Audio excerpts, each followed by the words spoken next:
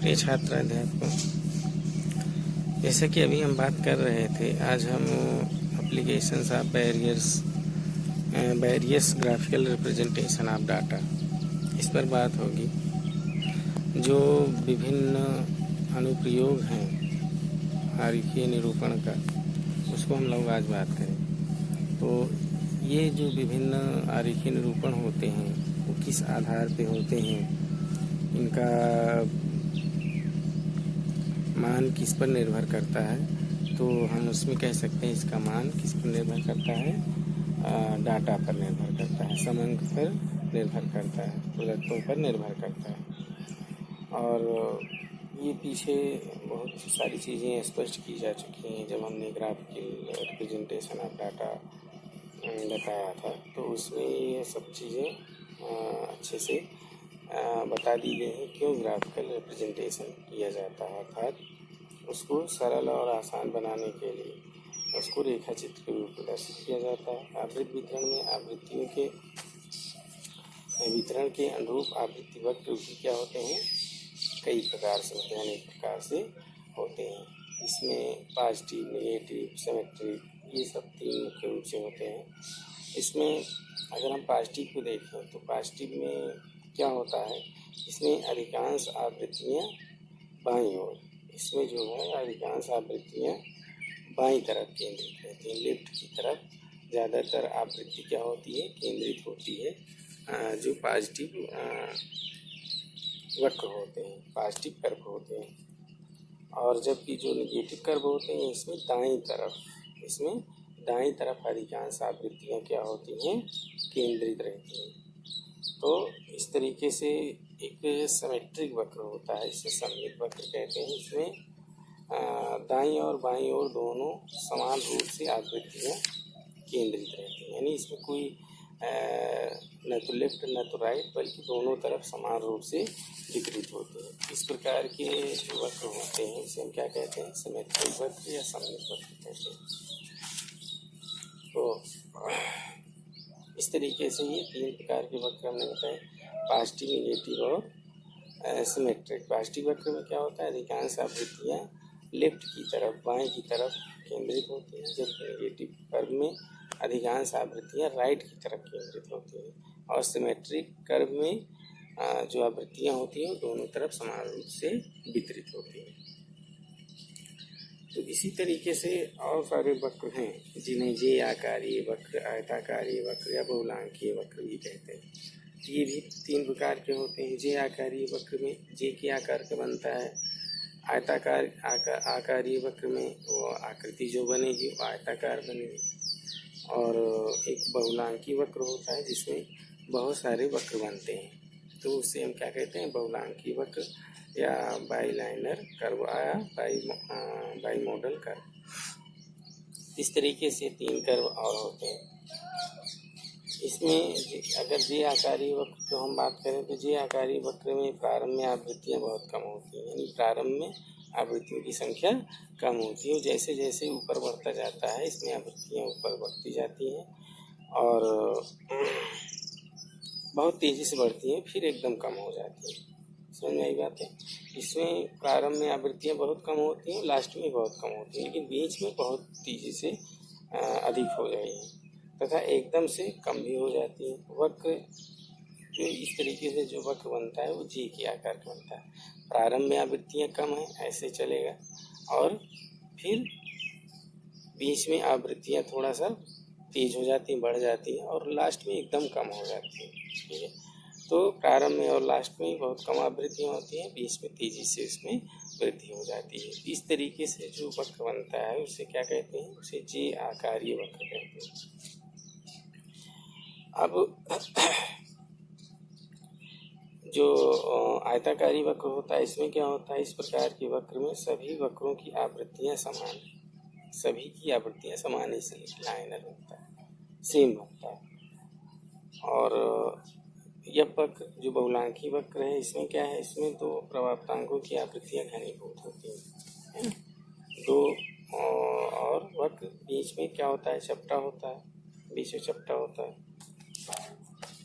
तो इसमें आपका वक्र यह दोनों एफ में दोनों प्राप्तांकों पर आवृत्तियाँ घनी होती हैं, दोनों प्राप्तांकों में, इसलिए बहुलांकी की आकर का बनता है, लेफ्ट और राइट दोनों पर। अब कुछ वक्र और होते हैं, जैसे अल्पवक्रीय वक्र, महावक्रीय वक्र और सामान्य वक्रीय वक्र। अल्पवक्रीय वक्र क्या है? जिसमें आवृत्तियाँ बहुत ही कम होती हैं, और महावक्रीय जिसमें एकदम से आवृत्तियाँ बढ़ जाती हैं फिर एकदम से घट जाती हैं, बीच में उड़ जाता है, तो उसे महावक्रीय वक्र कहते हैं। और एक सामान्य वक्र होता है जिसमें लेफ्ट और राइट दोनों तरफ आवृत्तियाँ एक समान रूप से वितरित होती हैं। जो वक्र बनता है कैसे बनता है? घंटी के आकार का बनता है, ऐसे ही शेप में बन जाता है। तो वक्र अगर हम देखें तो जी क्या होता है? बहुत ही चपटा है, जिसे हम अल्पवक्रीय वक्र कहते हैं। यह या प्लेटिकोर्टिसिस कर्व कहते हैं। इसमें क्या होता है? बीच में चपटा होता है, बीच में चपटा होता है, जबकि जो महावक्रीय होता है क्या होता है? काफ़ी नुकीला होता है, ऐसे जाता है, ऐसे आता है, काफ़ी नुकीला होता है। और जबकि जो सामान्य वक्र है या सामान्य वक्रीय वक्र है वह वास्तव में विभिन्न वक्रों की उसकी जो आवृत्तियाँ हैं, आवृत्तियों के किसी एक भाग में केंद्रित नहीं होते, बल्कि उसके चपटे या नुकीले होने तथा एक या अधिक चपटे या नुकीले होने और एक या अधिक हम ऐसा कह सकते हैं कि बहुलांक रखने के आधार पर अनेक प्रकारों में इसको बांटा जा सकता है। तो वक्रों की विशेषताओं को क्रमशः विषमता, कुटुसिस, कुकुटता और बहुलांकता कहते हैं। तो भी हमने देखा कि बहुत सारे वक्र हमने देखा, पॉजिटिव, नेगेटिव, सिमेट्रिक, जी आकारीय, आयताकारीय और चपटा वक्र, नुकीला वक्र, बहुलांकी वक्र। तो हमने बहुत सारे वक्र भी देखा। तो ये सारे जो बहुत वक्र हैं, ऐसा क्यों होता है या क्यों बनते हैं? इसके वक्रों की विशेषताओं को क्रमशः 2-3 शब्दों से बताया जा सकता है, विषमता, वक्रता और बहुलांक। ये किसके आधार पे होता है? ये आवृत्तियों के वितरण के आधार पे होता है। तो आवृत्तियों के वितरण के आधार पे बहुत वेरियस होते हैं या बहुत अनेक प्रकार से होते हैं, चूँकि हमने अभी आपके सामने रखा है ना।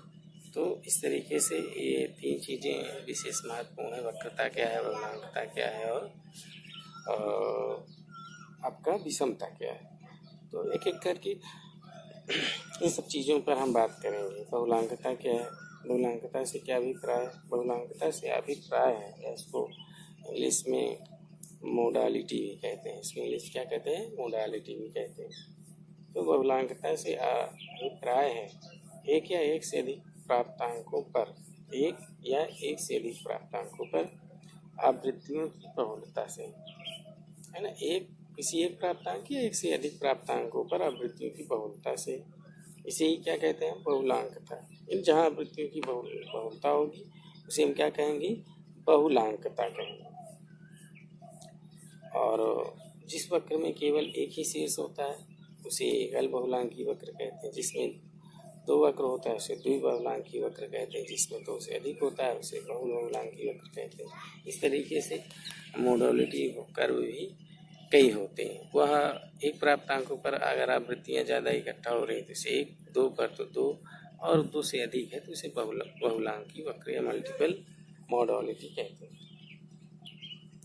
तो जिस वक्र में केवल एक ही शीर्ष होता है उसे एकल बहुलांकी वक्र, जिसमें 2 शीर्ष होता है उसे द्विबहुलांकी वक्र, तथा जिसमें इसी प्रकार से 2 से अधिक वक्र जिसमें होते हैं तो उन्हें बहुबहुलांकी वक्र या मल्टी मॉडल कर्व कहते हैं। ठीक है। जैसे अगर हम चित्र में दिखाएं तो ये देखिए, इसमें अगर एक दिख रहा है ना, इसमें एक दिख रहा है तो इसे एकल बहुलांकी वक्र कहते हैं, और इधर वाले में ये 2 दिख रहा है तो इसे द्विबहुलांकी वक्र कहते हैं। देख रहे हो ना। और इसी तरीके से ये देखिए यहाँ पे ये बहुबहुलांकी वक्र है। इसमें देखिए आप बहुत सारे 2 या 2 से अधिक जो शीर्ष बन रहे हैं तो इसे हम क्या कहेंगे? इसे बहुबहुलांकी वक्र कहेंगे। इसी तरीके से अगर हम आपको दिखाएं तो इसमें आपका पॉजिटिव, नेगेटिव और सिमेट्रिक को भी दिखा देते हैं आप कैसे बनता है। ये इधर आप देख रहे हैं, ये जो कर्व है ये पॉजिटिव है, क्योंकि इसमें बाईं तरफ आवृत्तियाँ अधिक केंद्रित हो रही हैं। तो जहाँ बाईं तरफ आवृत्तियाँ केंद्रित होंगी तो उसे हम क्या कहेंगे, उसे हम पॉजिटिव कर्व कहेंगे।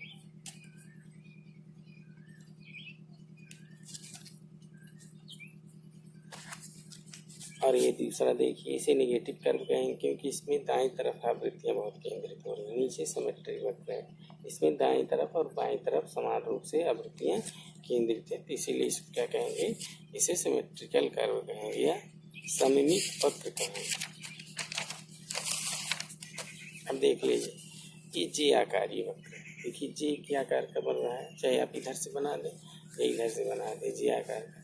ये वक्र क्या है, आयताकारी वक्र है, क्योंकि देखिए आयत के आकार का बन रहा है ना, इसमें आवृत्तियाँ समान रूप से होती हैं, न घटती हैं न बढ़ती। और तीसरा है ये बहुलांकी वक्र, इसमें देख रहे हैं एक शीर्ष बन रहा है, दो शीर्ष बन रहा है, तो इसे हम क्या कहते हैं, इसे हम कहते हैं बहुलांकी वक्र। इस तरीके से ये 3 कर्व हो गए। और ये क्या हो गया, ये चपटा वक्र हो गया, ये हो गया आपका चपटा वक्र, ये हो गया नुकीला वक्र, और ये हो गया आपका सामान्य वक्र के कर्व हो गया। ठीक है, ये 3 वक्र हमने आपको और दिखा दी, दिख रहा होगा, देख लीजिए। ये चपटा वक्र है, ये नुकीला वक्र है, और ये क्या है, ये सामान्य वक्रीय कर्व। ठीक है,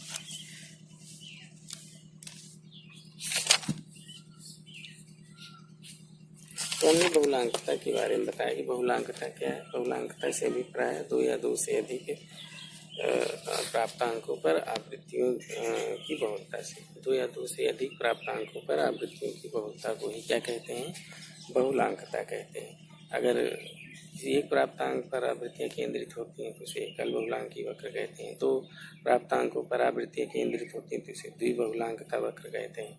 2 से अधिक प्राप्तांकों पर आवृत्तियाँ केंद्रित होती हैं तो उसे हम बहुबहुलांकता वक्र कहते हैं।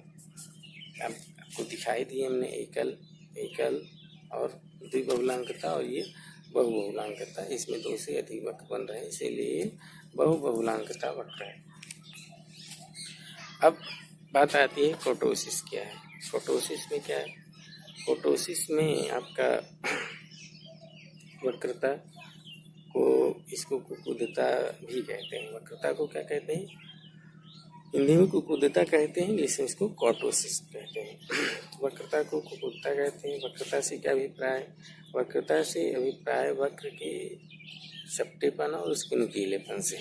वक्रता से अभिप्राय क्या है, वक्रता से अभिप्राय है वक्र के चपटेपन और उसके नुकीलेपन से। ठीक है, यानी इसमें वक्र में कितने मोड़ आ रहा है, कितना उसमें झुकाव आ रहा है, उसी को वक्रता कहते हैं। यानी वक्र चपटा हो रहा है, नुकीला हो रहा है, कैसे है, तो वो सब इसके अंतर्गत आता है, वक्रता के कारण होता है। तो वक्रता का अगर हम देखें तो अभिप्राय से है कि वक्र के चपटे और नुकीलेपन से अभिप्राय वक्रता से होता है। जब प्राप्तांकों का प्रसार अधिक होता है, जब जो भी प्राप्तांक है उसका प्रसार क्या होता है, बहुत अधिक होता है, तो प्राप्तांकों का प्रसार जब अधिक होता है तो प्राप्तांकों का प्रसार अधिक होने के कारण आपका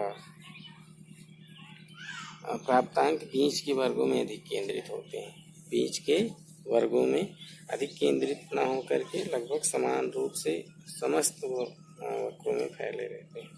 तब वक्र क्या होता है, चपटा बनता है। वक्र चपटा कब बनता है कि जब जो प्राप्तांक हैं वह बीज में न केंद्रित होकर के बल्कि समान रूप से समस्त वर्गों में फैले रहते हैं।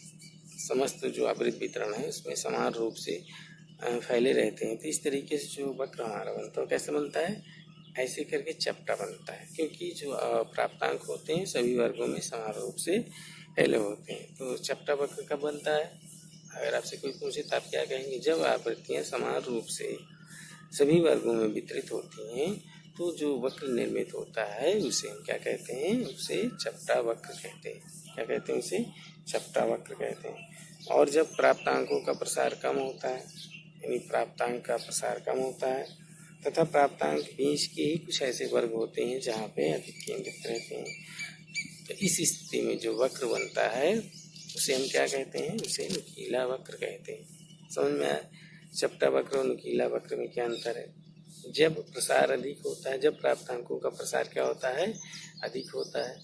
तो ऐसी स्थिति में जो प्राप्तांक हैं वो सभी वर्गों में समान रूप से फैले होते हैं, सभी वर्गों में समान रूप से फैले होते हैं। इस प्रकार से जो वक्र बनता है उसे हम क्या कहते हैं? चपटा वक्र कहते हैं। दूसरी स्थिति क्या है? जब प्रसार प्राप्तांकों का प्रसार कम होता है। तो प्रसार जब कम होता है तो जो प्राप्तांक होते हैं बीच के ही कुछ वर्गों में अधिक रहते हैं या केंद्रित रहते हैं। तो ऐसी स्थिति में जो हमारा वक्र बनता है उसे हम नुकीला वक्र कहते हैं। जब प्राप्तांकों का प्रसार अधिक चपटा वक्र, जब प्राप्तांकों का प्रसार कम तो नुकीला वक्र। जब प्राप्तांकों का प्रसार समान रूप से सभी वर्गों में वितरित होता है तो चपटा वक्र बनता है। और जब प्राप्तांकों का प्रसार कम होता है और कुछ ही वर्गों में प्राप्तांक केंद्रित होते हैं, तो इस तरीके से इस स्थिति में जो वक्र निर्मित होता है उसे हम क्या कहते हैं? नुकीला वक्र कहते हैं। क्या कहते हैं? नुकीला वक्र कहते हैं। इस तरीके से हमने देखा वक्रता के अंतर्गत चपटा कैसे बनता है, नुकीला क्यों बनता है। चपटा क्यों बनता है? क्योंकि इसमें प्राप्तांकों का प्रसार अधिक होता है और प्रसार सारे वर्गों में समान रूप से वितरित होते हैं। नुकीले वक्र में प्रसार कम होता है, तो प्रसार के कम होने के कारण जो प्राप्तांक हैं वह बीच के ही कुछ वर्गों में केंद्रित होते हैं। तो ऐसी स्थिति में जो वक्र निर्मित होता है वह कैसा होता है? वह नुकीला होता है। इसे हम क्या कहते हैं? नुकीला वक्र कहते हैं। ठीक है। तो चपटा वक्र क्या है, नुकीला वक्र क्या है, आपके समझ में आया होगा।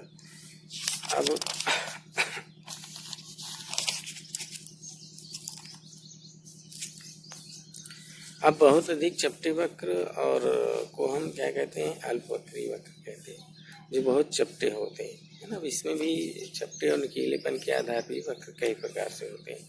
जो बहुत अधिक चपटे होते हैं, है ना, तो उसे हम अल्पवक्रीय कर्व कहते हैं, प्लेटो कोर्टोसिस कर्व कहते हैं।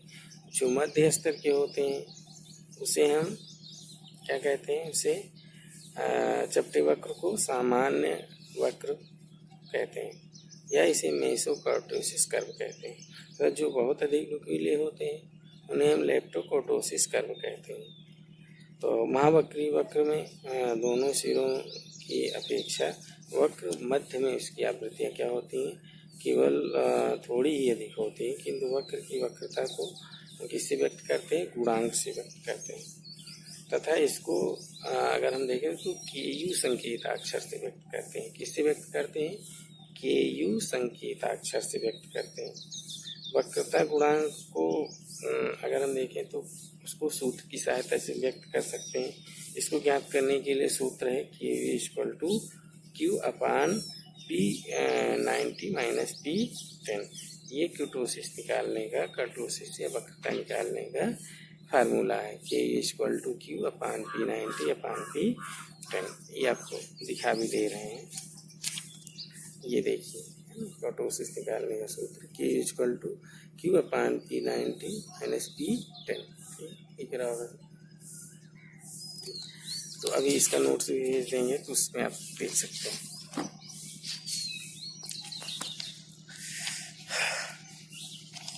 Q का मान जब Q निकालते हैं, कर्टोसिस या वक्रता निकालते हैं, तो Q का मान 2.263 से कम होता है। जब वक्रता का मान 0.263 से कम होता है, 263 से कम होता है तो वक्र को अल्पवक्रीय कर्व कहते हैं। तो जो वक्र बनेगा उसे क्या कहते हैं? अल्पवक्रीय कर्व कहेंगे।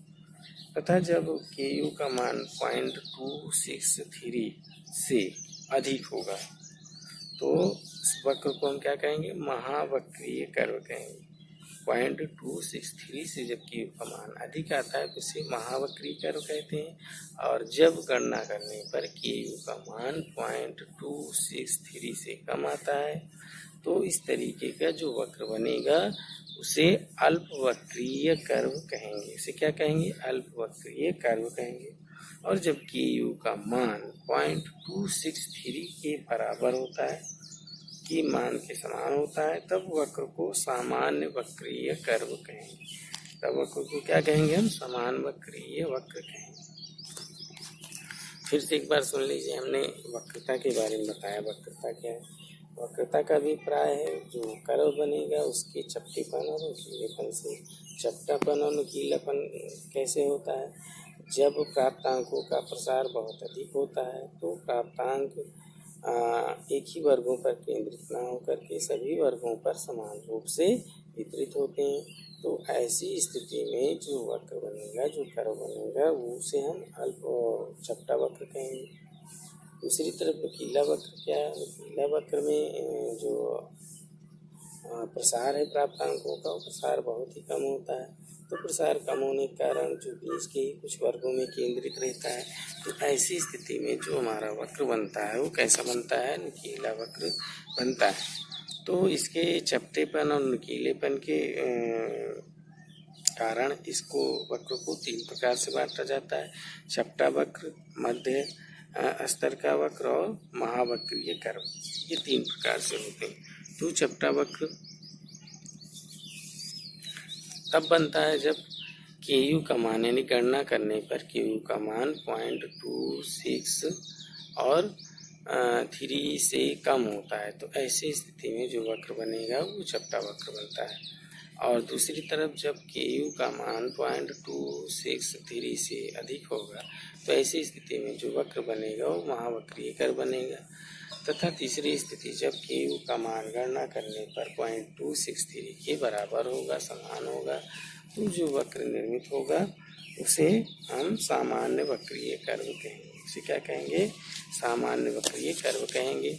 और के यू का मान यानी कर्टोसिस निकालने का हमने फार्मूला भी बताया, Q अपान P90 माइनस P10। तो इसकी सहायता से के यू का मान निकाल लेते हैं। के यू का मान 0.263 से कम होता है तो वक्र चपटा वक्र बनेगा। जब के यू का मान 0.263 से अधिक होगा तो महावक्रीय बनेगा। और जब के यू का मान 0.263 के बराबर होगा तो जो वक्र बनेगा उसे सममित या सामान्य वक्रीय कर्व कहेंगे। ये देखिए 3 हमने बनाया, इसको आप देख सकते हैं, दिख रहा होगा आप। ये आपका ये वाला जो दिख रहा है ये वक्र कैसा है? ये वक्र, ये आपका चपटा वक्र हो गया। और ये दूसरी तरफ एकदम आपका जो दिख रहा है नुकीला वक्र हो गया। नीचे जो दिख रहा है ये सामान्य वक्रीय कर्व है। ये 3 प्रकार से वक्र बनते हैं। अब इधर जब के यू का मान 0.263 से कम होगा तो इस तरीके का वक्र बनेगा। दूसरा इधर है जब के यू का मान 0.263 से अधिक होगा तो वक्र नुकीला बनेगा।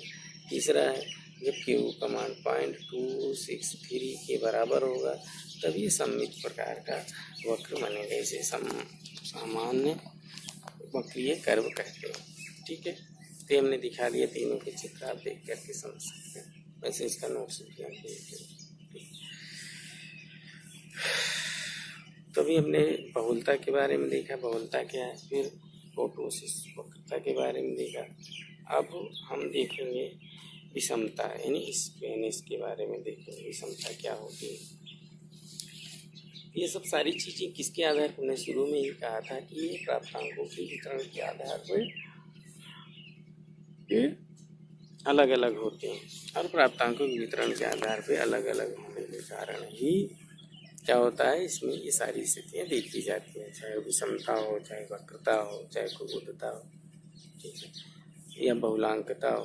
तो हमने बहुलांकता और वक्रता को देख ली। अब इसकी बारी है, अब बारी है विषमता की। कुबुद्धता किसे कहते, अरे स्क्वेनेस किसे कहते?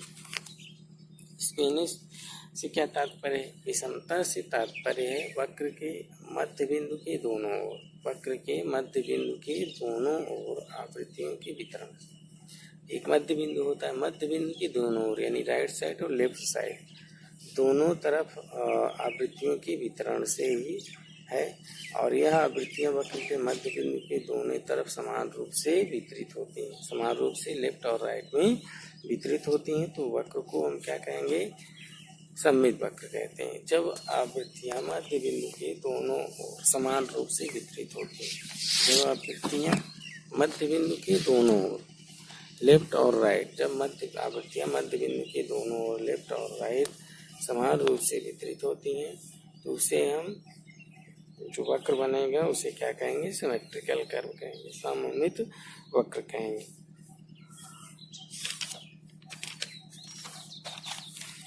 दूसरी तरफ जब वक्र के मध्य बिंदु की दाईं ओर तथा बाईं तरफ आवृत्तियों में भिन्नता होती है, यानी समानता नहीं होगी बल्कि भिन्नता होगी लेफ्ट और राइट में, तो इस तरीके से जो वक्र बनेगा उसे एसिमेट्रिक कर्व या असममित वक्र कहते हैं। अब इसमें क्या होता है, इस विषम वक्र का झुकाव या तो दाईं ओर अधिक होता है और या तो बाईं ओर अधिक होता है, जबकि सममित वक्र को लंब रेखा के द्वारा दो ऐसे भागों में बांटा जा सकता है जो एक दूसरे के दर्पण के प्रतिबिंब होते हैं, क्योंकि उसमें आवृत्तियों का जो वितरण होता है मध्य बिंदु के दोनों ओर समान रूप से होता है। तो इसी स्थिति में जो कर्व बनता है उसे सिमेट्रिकल कर्व कहते हैं। इसके विपरीत कुछ बिंदु ऐसे होते हैं जहाँ पे आवृत्तियाँ दाएं और बाएं तरफ उनके आवृत्तियों के वितरण में भिन्नता होती है। जब आवृत्तियाँ बाईं ओर अधिक कभी वितरित होती हैं दाएं तरफ, तो इस तरीके से जो वक्र निर्मित होता है उसे एसिमेट्रिकल कर्व या असममित वक्र कहते हैं। उसे एसिमेट्रिक वक्र या असममित वक्र कहा जाता है। विषम वक्र का झुकाव होता है या तो दाईं ओर अधिक होता है और या तो बाईं ओर अधिक रहता है, जबकि सिमेट्रिक वक्र में लंब रेखा के द्वारा अगर हम उसको दो ऐसे भागों में बांटे जो एक दूसरे के दर्पण के प्रतिबिंब होते हैं, ऐसे देखने में लगेगा आपको। जबकि विषम वक्र में इस प्रकार के दो भागों में व्यक्त करना संभव नहीं है, क्योंकि उसमें आवृत्तियाँ क्या होंगी, कभी बाईं तरफ अधिक होगी कभी दाईं तरफ होंगी, जबकि सिमेट्रिकल में चूंकि दोनों तरफ समान रूप से वितरित होती हैं, इसलिए इसको अगर दो भागों में बांटे तो ये एक दूसरे के दर्पण के प्रतिबिंब के समान होते हैं। जैसे यहाँ पे आपको दिखा रहे हैं, देख सकते हैं, ये आपका सिमेट्रिकल कर्व है और एसिमेट्रिकल कर्व है। सिमेट्रिकल कर्व में आप देख रहे हैं दोनों तरफ आवृत्तियों का वितरण समान रूप से, जबकि एसिमेट्रिकल कर्व में दोनों ओर आवृत्तियों के वितरण में भिन्नता दिख रही है, कभी दाईं तरफ अधिक है कभी बाईं तरफ अधिक है। तो इसे हम ऋणात्मक विषम वक्र कहते हैं, धनात्मक विषम वक्र कहते हैं। जब बाईं ओर अधिक केंद्रित होंगी तो हमने पहले ही बताया था उसे धनात्मक विषम वक्र कहते हैं। जब दाईं तरफ आवृत्तियाँ अधिक केंद्रित होती हैं तो उसे ऋणात्मक विषम वक्र कहते हैं। ये हमने धनात्मक विषम वक्र और ऋणात्मक विषम वक्र ये हमने आपको इमेज दिखा रही है। और ये तीसरा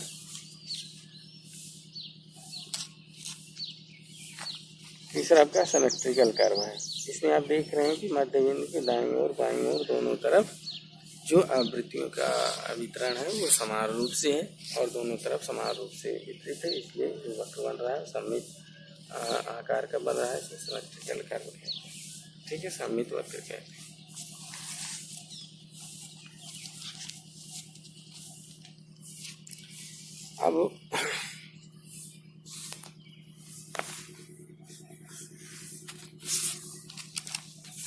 अब सममित वक्र जो है, सममित वक्र है मध्यमान, मध्यांक तथा बहुलांक, मध्यांक तथा बहुलांक का मान समान होता है। ठीक है, जो सिमेट्रिकल कर्व होता है इसमें मध्यमान मान का बहुलक का मान क्या होता है, समान होता है, जो सिमेट्रिकल कर्व होते हैं। जबकि जो एसिमेट्रिकल कर्व होते हैं इसे समवक्र कहते हैं। इनमें तीनों का मान क्या होगा, अलग अलग होगा। तीनों का मान अलग अलग इसलिए होगा कि कहीं बाईं तरफ आवृत्तियाँ भागेंगी कभी दाईं तरफ आवृत्तियाँ भागेंगी, तो ऐसी स्थिति में तीनों का मान भी अलग अलग होगा। ठीक है, जबकि जो सिमेट्रिकल कर्व होते हैं इसमें तीनों के मान क्या होंगे, समान होते हैं। मीन, मोड और मीडियन तीनों के मान क्या होंगे, समान होंगे। इस पर कई बार प्रश्न भी पूछा गया है कि जब आप मीन, मोड और मीडियन का मान समान किस स्थिति में होता है, तो आपको क्या याद रखना है, सिमेट्रिकल कर्व में मोड, मीन, मोडियन का मान क्या होता है, समान रूप से वितरित होता है। जबकि जब ये एसिमेट्रिकल होते हैं, विषम वक्र होते हैं, तो इसमें मीन, मोड और मीडियन का मान भिन्न भिन्न आता है, अलग अलग आता है, तो इसे हम एसिमेट्रिकल कर्व कहते हैं। जो मध्य सममित वक्र में मध्यमान, मध्यांक और बहुलक ये मान समान होते हैं, जबकि जो विषम वक्र होते हैं इसमें तीनों मान अलग अलग होते हैं, भिन्न भिन्न होते हैं।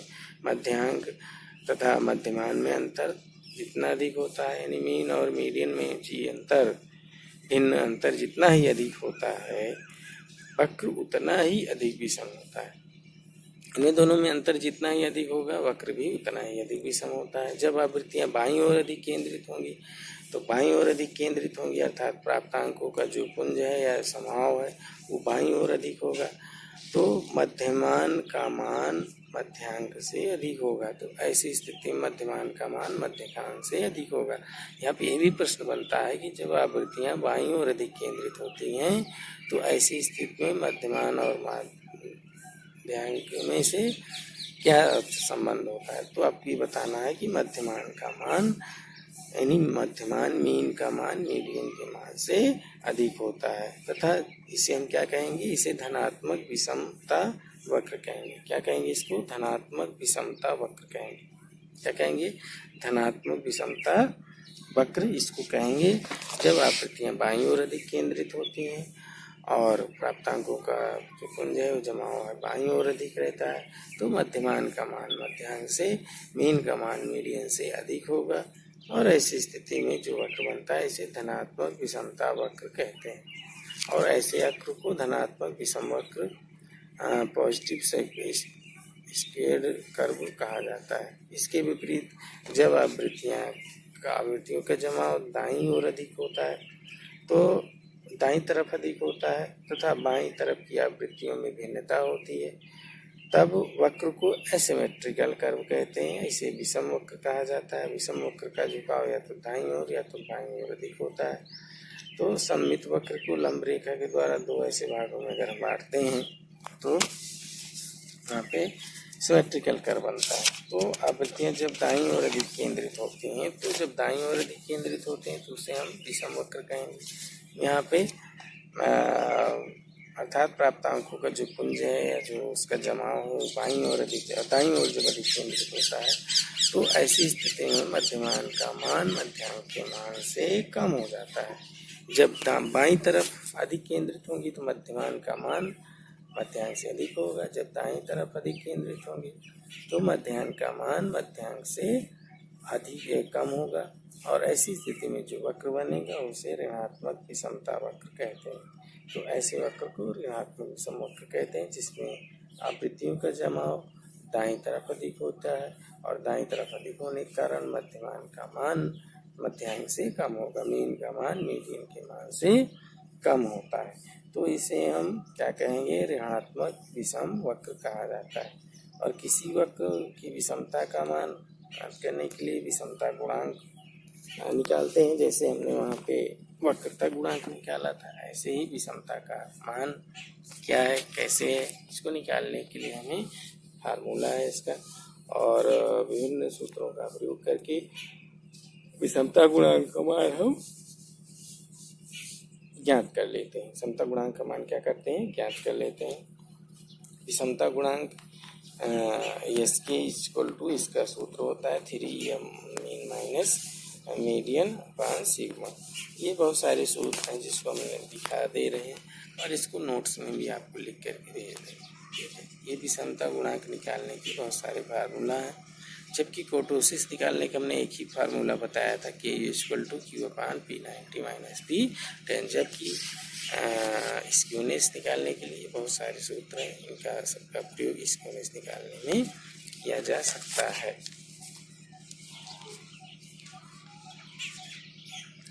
तो आंकड़ों को रेखाचित्र के रूप में प्रस्तुत करने के संबंध में एक बात और स्पष्ट रूप से समझ लेनी होगी।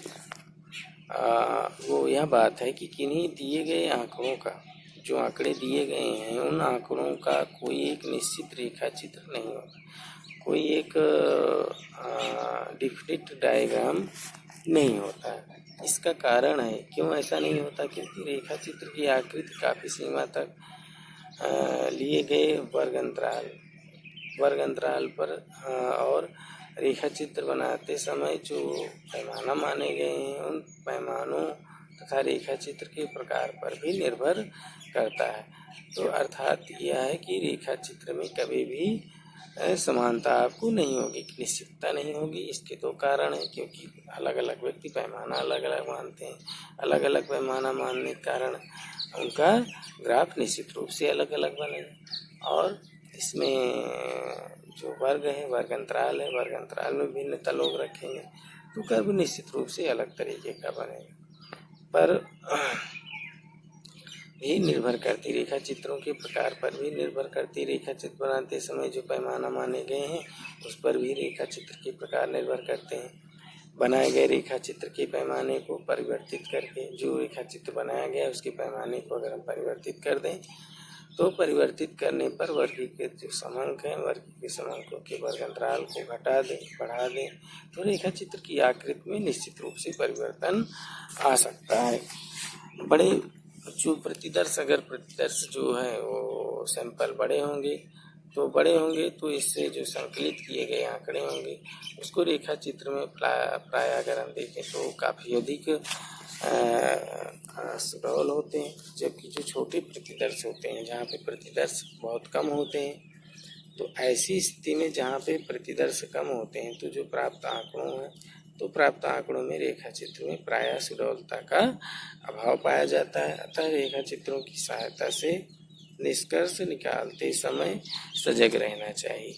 ठीक है, इस समय यानी जब रेखा चित्रों की सहायता से हम निष्कर्ष निकाल रहे हो तो उस समय हमें बहुत ही सतर्क रहना चाहिए, क्योंकि इसके मान बदलते रहते हैं, चित्र की आकृति बदलती रहती है, इस पर निर्भर करती रहती है। जो दो चीज़ों पर निर्भर करती रहती है,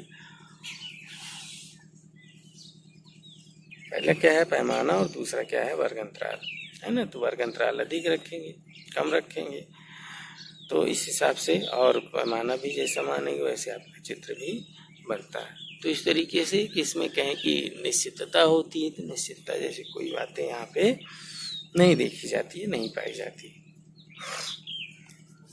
हमने विषमता के बारे में भी आपको बता दिया। ठीक है, तो आज हमने काफ़ी कुछ, आज अपने इस वीडियो में हमने आपको काफ़ी कुछ चीज़ें बताया, जिसमें various applications of graphical representation of data, जो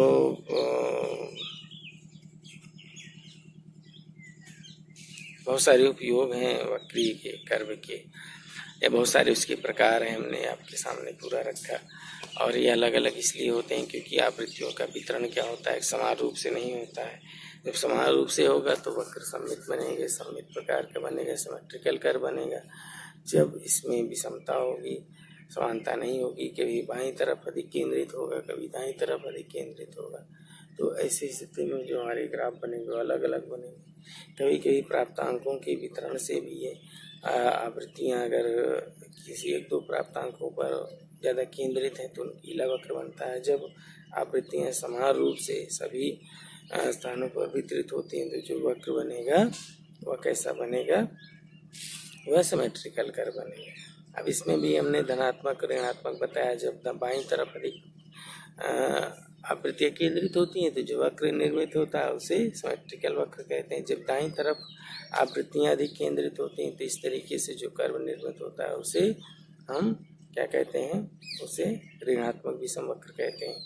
इस तरीके से अगर मध्य के दोनों तरफ दाईं और बाईं और समान रूप से प्राप्तांकों पर आवृत्तियाँ वितरित होती हैं तो ऐसी स्थिति में जो कर्व बनता है उसे हम सिमेट्रिकल कर्व कहते हैं। तो इस तरीके से हमने आपको बहुत सारे वक्र बताए, कर्टोसिस क्या है, कुतुल्यता क्या है और बहुलांकता क्या है, इसके संबंध में हमने आपको बहुत सारी जानकारी दी, बहुत सारी बातें बताई। आशा करते हैं कि आप सब समझे होंगे, जो भी चीज़ें हैं, बातें हैं, स्पष्ट हैं, आपको समझ में आ रही होंगी तो आप उसको समझ सकते हैं। और जो बातें आपको नहीं समझ में आई होंगी उसको नोट्स जब हम भेजेंगे तो नोट्स के माध्यम से आप उसको देख कर बार बार पढ़ करके फिर से समझ लेते हैं।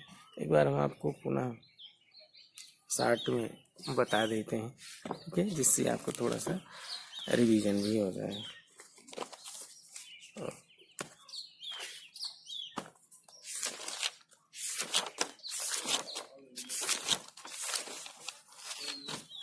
चलिए,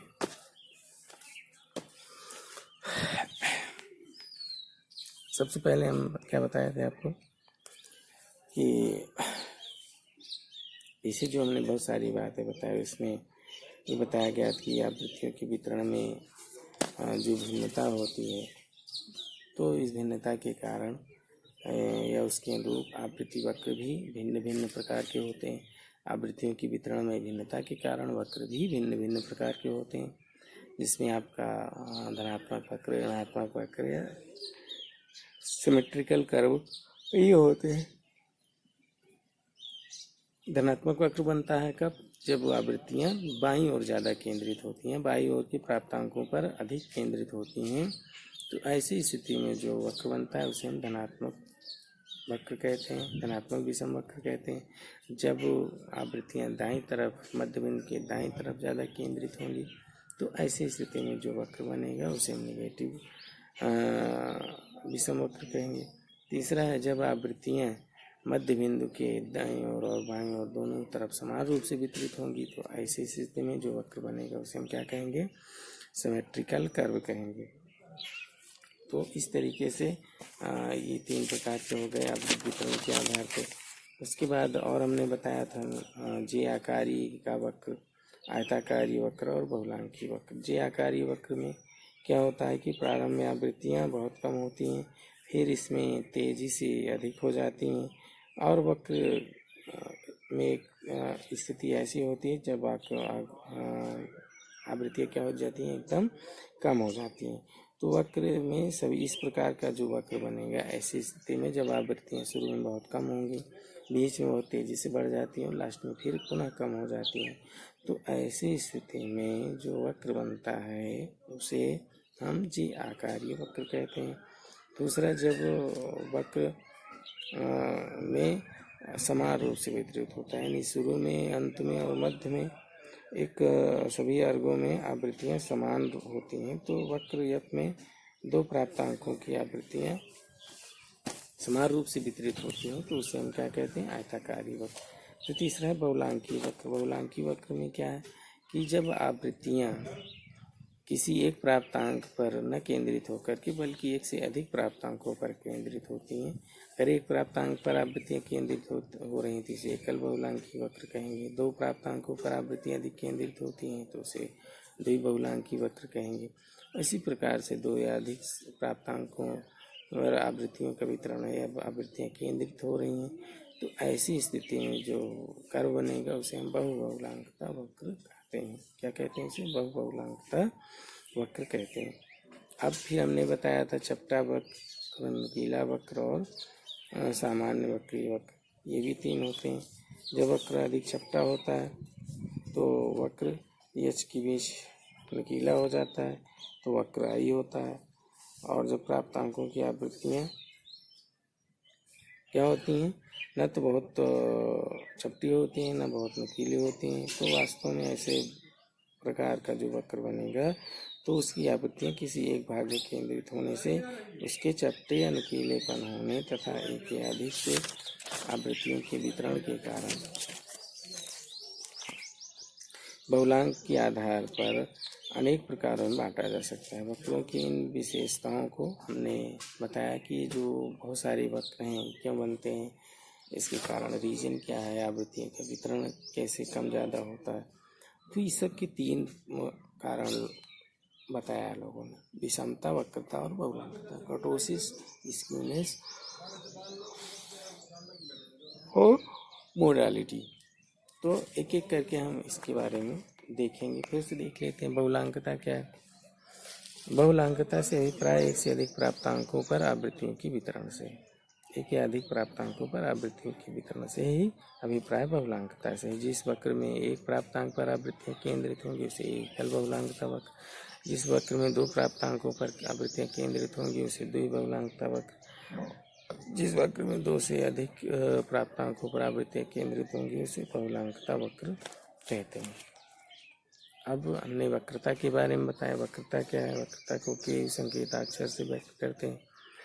वक्रता से तात्पर्य, इसे कुकुदता भी बोलते हैं। वक्रता से या कुकुदता से अभिप्राय है कि वक्र की चपटेपन या नुकीलेपन। वक्रता इससे अभिप्राय क्या है? वक्र के चपटेपन और उसके नुकीलेपन से ही वक्रता का अभिप्राय। जब प्राप्तांकों का प्रसार क्या होता है? अधिक होता है। हमने बताया जब प्राप्तांकों का प्रसार बहुत ही अधिक होगा, तो प्राप्तांकों का प्रसार अधिक होगा तो प्राप्तांक बीच के वर्गों में केंद्रित न होकर के समान रूप से लगभग समस्त वर्गों में फैले होते हैं। तो ऐसी स्थिति में जो वक्र बनता है उसे चपटा वक्र कहते हैं। और जहाँ पे प्राप्तांकों का प्रसार ज़्यादा अधिक ना होकर के बहुत ही कम होता है, तो प्राप्तांकों का वितरण बीच के ही कुछ वर्गों में केंद्रित होता है। तो बीच के ही कुछ वर्गों में केंद्रित होता है, तो ऐसी स्थिति में जो हमारा वक्र बनता है उसे हम क्या कहते हैं? नुकीला वक्र कहते हैं। बहुत अधिक चपटे वक्र को अल्पवक्रीय वक्र कहते हैं। थोड़ा सा और उठे हुए को मध्यवक्रीय वक्र कहते हैं। थोड़ा सा और उठे हुए को महावक्रीय कर्व कहते हैं। तो अब इसमें जो महावक्रीय होता है इसमें मध्य बिंदु पर आवृत्तियाँ थोड़ा अधिक होती हैं। इसी वक्र की वक्रता को वक्रता गुणांक से ज्ञात करते हैं। वक्रता गुणांक से ज्ञात करते हैं। इसे केयू संकेताक्षर से प्रदर्शित करते हैं। और वक्रता गुणांक को निम्न सूत्र, इसके लिए सूत्र भी है के इक्वल टू Q/P90 - P10। अब इसमें Q का मान अगर हम निकालते हैं और 2.263 से कम होता है, तो ऐसी स्थिति में जो वक्र बनेगा उस वक्र को अल्पवक्रीय वक्र कहेंगे। जब Ku का मान 0.263 से कम होता है तो इस प्रकार का जो वक्र निर्मित होगा तो उस वक्र को हम क्या कहते हैं? अल्पवक्रीय कर्व कहेंगे। और जब Q का मान 0.263 से अधिक होगा तो ऐसी स्थिति में उसे हम महावक्रीय कर्व कहेंगे। क्या कहेंगे? महावक्रीय कर्व कहेंगे। और जब वक्र में 0.263 कर्टोसिस का मान बराबर होगा तो ऐसी स्थिति में जो वक्र बनेगा उसे सामान्य वक्रीय कर्व कहते हैं। क्या कहेंगे? उसको सामान्य वक्रीय कर्व कहेंगे। हमने चित्र आपको दिखा भी दिया चित्र के माध्यम से। तो ये कर्टोसिस हो गई। कर्टोसिस को फिर से एक बार वक्रता को आप पढ़ लीजिए। क्या है? वक्रता से अभिप्राय है प्राप्तांकों के चपटे पन या नुकीलेपन से। चपटापन नुकीलापन क्यों होता है? क्योंकि जब प्रसार अधिक होता है, प्राप्तांकों का प्रसार अधिक होता है, तो वक्र समान रूप से सभी प्राप्तांकों वर्गों पर वितरित होते हैं। तो ऐसी स्थिति में जो वक्र बनेगा उसे चपटा वक्र कहते हैं। जब प्राप्तांकों का प्रसार बहुत ही कम होता है तो ऐसी स्थिति में जो वक्र बनेगा उसमें मध्य के प्राप्तांकों में कुछ आवृत्तियाँ अधिक केंद्रित होती हैं। तो ऐसी स्थिति में जो वक्र बनेगा उसे नुकीला वक्र कहते हैं। तीसरा है सामान्य वक्रीय कर्व। अब ऐसी स्थिति में जो प्राप्तांकों का प्रसार है वो मध्य बिंदु के दाईं ओर बाईं ओर समान रूप से वितरित होगा और इसे एक लंब रेखा के द्वारा विभाजित करें तो ये एक दर्पण प्रतिबिंब एक दूसरे के होंगे। इसलिए होंगे क्योंकि ये समान रूप से वितरित हो रहे हैं। अब हमने ये भी बताया कि Q का मान अगर 0.263 से कम है तो उस स्थिति में अल्पवक्रीय बनेगा। जब 0.263 से Q का मान अधिक है तो ऐसी स्थिति में महावक्रीय कर्व बनेगा। और जब Q का मान 0.263 के समान है, बराबर है, तो ऐसी स्थिति में जो वक्र बनेगा उसे सामान्य वक्रीय कर्व कहेंगे। तो हमने वक्रता के बारे में, अब को विषमता के बारे में, स्क्यूनेस के बारे में देख लीजिए। स्क्यूनेस क्या है? स्क्यूनेस से तात्पर्य वक्र के मध्य बिंदु के दोनों ओर आवृत्तियों के वितरण से, यानी उसके मध्य बिंदु में आवृत्तियाँ किस प्रकार से वितरित हो रही हैं उसे ही हम क्या कहेंगे? विषमता कहेंगे। तो इसे सिमेट्रिकल कर्व भी बोलते हैं। इसके विपरीत अगर वक्र के मध्य बिंदु के दाईं तरफ या बाईं तरफ आवृत्तियों में भिन्नता होती है ना, समान नहीं होता बल्कि भिन्नताएं होती हैं, अलग अलग होती हैं, तो वक्र में असममित वक्र कहते हैं। इसे एसिमेट्रिक वक्र कहते हैं। और इसे एसिमेट्रिकल कर्व में जो आवृत्तियों का झुकाव है कहीं बाईं तरफ अधिक हो जाता है, कहीं दाईं तरफ अधिक हो जाता है। तो जब दाईं ओर अथवा बाईं ओर रहता है सममित वक्र में लंब रेखा के दोनों ओर ऐसे भागों में हम बांट सकते हैं जो एक दूसरे के दर्पण प्रतिबिंब होते हैं। जबकि विषम वक्र में इस प्रकार से दो भागों में मत करना संभव नहीं है, क्योंकि दाईं तरफ कभी अधिक होते हैं, कभी बाईं तरफ अधिक होते हैं। तो इस तरह से दोनों में समानता नहीं कह सकते। सिमेट्रिकल कर्व में बराबर होते हैं दाईं तरफ बाईं तरफ। सिमेट्रिकल कर्व में मध्यमान और मध्यांक और बहुलक का मान समान होता है, एक समान होता है। जबकि विषम वक्र में तीनों के मान क्या होंगे, मीन, मोड और मीडियन के मान भिन्न भिन्न हो सकते हैं। मध्यांक तथा मध्यमान में अंतर जितना ही अधिक होगा, मध्यमान और मध्यांक में अंतर जितना ही अधिक होगा, वह वक्र उतना ही अधिक विषम कहा जाएगा। और जब आवृत्तियाँ बाईं ओर अधिक केंद्रित होती हैं तब अर्थात प्राप्तांकों का जो पुंज है या झुकाव है वो बाईं ओर होता है। और जब मध्यमान का मान मध्यांक से अधिक होता है तब इसे धनात्मक विषमता वक्र कहते हैं। जब मध्यमान का मान मध्यांक से अधिक होता है तो इसे हम क्या कहते हैं, धनात्मक विषम वक्र कहते हैं। इसके विपरीत जब आवृत्तियाँ दाईं ओर अधिक केंद्रित होती हैं तो दाईं ओर अधिक केंद्रित होती हैं, तो ऐसी स्थिति में अर्थात प्राप्तांकों का पुंज जमाव दाईं ओर अधिक होता है तो मध्यमान का मान मध्यांक से कम होता है और जो वक्र बनेगा उसे ऋणात्मक विषमता वक्र कहते हैं। ऐसे वक्र को ऋणात्मक विषम वक्र भी कहा जाता है।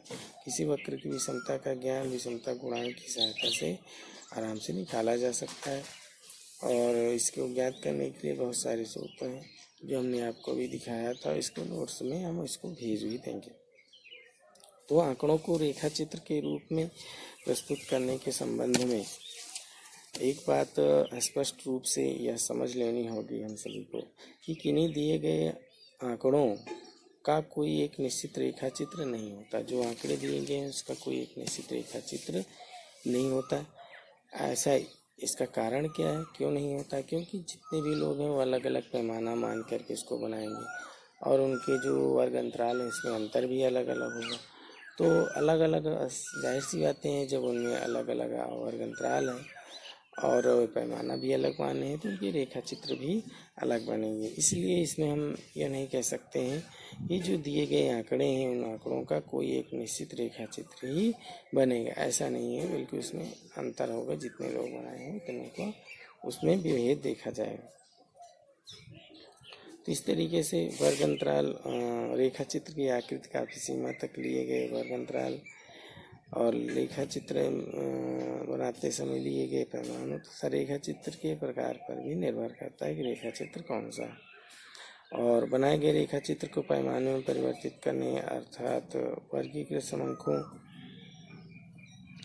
के वर्ग अंतराल को हटाने घटाने या बढ़ाने से रेखा चित्र की आकृति में परिवर्तन आ सकता है। और बड़े प्रतिदर्श से संकलित किए गए आंकड़ों के रेखा चित्र प्राय अधिक सुडौल अच्छे होते हैं, जिसमें सैंपल की मात्रा अधिक होती है। तो उससे जो आंकड़े लिए जाते हैं वह उस आंकड़ों के द्वारा जो निर्मित रेखा चित्र होगा वह काफ़ी सुडौल होगा, काफ़ी अच्छा होगा। जबकि जहाँ पे आंकड़े बहुत कम होते हैं तो आंकड़े कम होते हैं तो उसमें प्रतिदर्श भी कम होंगे और जिसके कारण वह थोड़ा सा जो रेखा चित्र होगा वह सुडौल नहीं होगा, उससे सुडौलता का अभाव होगा। अतः रेखा चित्रों की सहायता से हम निष्कर्ष निकालते समय हमें काफ़ी सजग रहना चाहिए, सावधान रहना चाहिए, जिससे जो भी निकाला गया है मान हमारा वो कहीं से गलत न हो। तो ये बहुत सारी चीज़ें हमने अभी आपको बताया। इन बहुत सारी चीज़ों में देख करके आपने विषमता क्या है, वक्रता क्या है, कर्टोसिस, स्क्यूनेस और मॉडलिटी क्या है हमने बताया। फिर बहुत सारे वक्र हैं उनको बताया, ये वक्र क्यों बनते हैं, इसमें निश्चितता क्यों नहीं होती है। तो ये सारी चीज़ें हमने पूरा क्लियर किया, स्पष्ट किया कि एक बार नहीं दो बार। फिर भी आप पढ़ेंगे तो वीडियो देखें, सुने, समझें। अगर आपको कभी कोई दिक्कत होती है तो आप उसको कमेंट बॉक्स में लिख सकते हैं, ऑनलाइन क्लास में उसका समाधान कर सकते हैं या आप स्वयं व्यक्तिगत रूप से फ़ोन के माध्यम से भी कर सकते हैं। तो इस तरीके से आज हमने इस पे एप्लीकेशंस ऑफ बैरियर्स जो applications of barriers graphical representation of data के बारे में हमने आज बात की। तो ठीक है, अब इसमें कोई आपको और कोई दिक्कत होगी तो आप इसको पूछ सकते हैं, नोट्स भेज देंगे, नोट्स में आप देख सकते हैं। तो ठीक है, इन्हीं सब शब्दों के साथ आपसे विदा चाहते हैं। लास्ट तक वीडियो को देखने के लिए बहुत बहुत धन्यवाद। आशा करते हैं कि आप लोगों को वीडियो अच्छा लगा होगा तो इसको थोड़ा लाइक करें। आप इसको सब्सक्राइब कर भी सकते हैं, शेयर भी कर सकते हैं दूसरे से, जिससे कि इसका लाभ और लोगों को भी मिल सके। तो इसी के साथ हम आपसे विदा चाहते हैं। बहुत बहुत धन्यवाद।